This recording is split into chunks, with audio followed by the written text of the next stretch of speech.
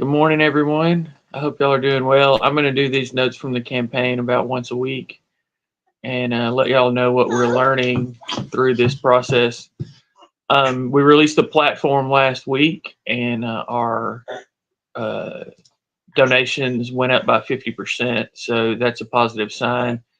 Just sort of anecdotal evidence that we're building a Democratic and Republican Party coalition. There were a lot of Republicans who responded very favorably to the platform, and Democrats are going to support it just because we're running on the Democratic ticket.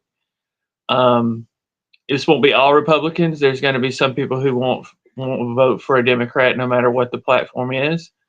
But in this local race, where it'll be pretty low turnout because it's a special election, it bodes well that Republicans are responding favorably to the platform. And even the Republicans that we interacted with that have some issues with the platform or issues with us. They don't necessarily have issues with the platform, but they have issues with us because they're Democrats. Even then, many of them said that the platform was solid. So I think the key to our race is to not focus on these sort of tired culture war issues that do nothing but divide the electorate, and to talk about real stuff: transportation, economic development, jobs, business owners, wealth extraction. And I think the truth is that everybody's sort of on the same page with this stuff, whether you're Democrat or Republican. And people recognize that, people don't have transportation and that it's a rural area and public transportation is not really an option. But automotive free clinics, because almost everybody does have access to a car, automotive free clinics in the region in District 5 would help alleviate some of the problems with the transportation issues, because people have to drive a long way to get to work. It's not like an urban area where people can drive, a couple of blocks or take a bus a couple of blocks to get to work.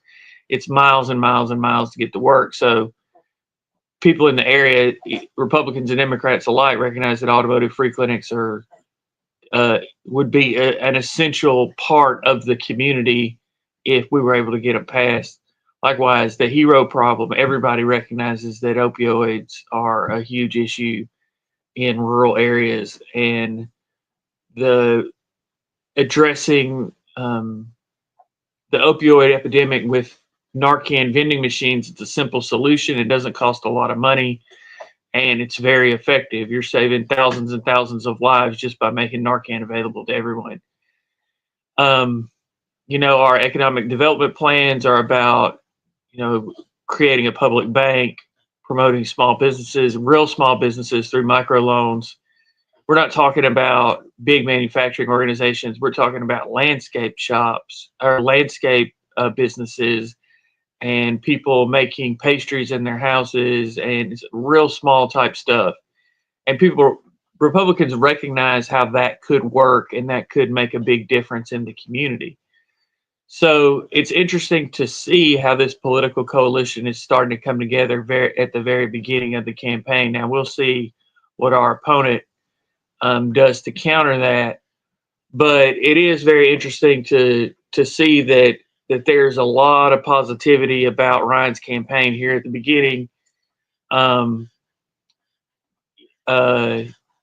with the fact that he's a Democrat. So that's notes from the campaign part 2. We'll see y'all next time. Peace, y'all.